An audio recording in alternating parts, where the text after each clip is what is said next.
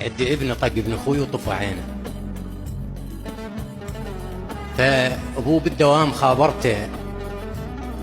طبعا اخوي من ابوي هو.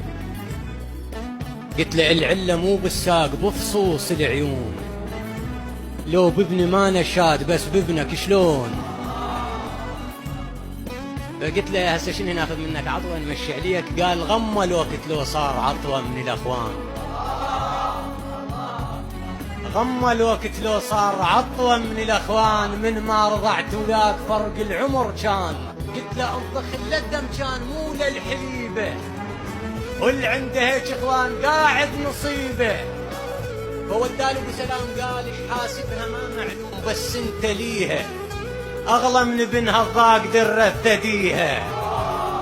قلت له ما فرقت ما بين هاي وهذيك، وابن ام فدوه يروح لابن الشريكه.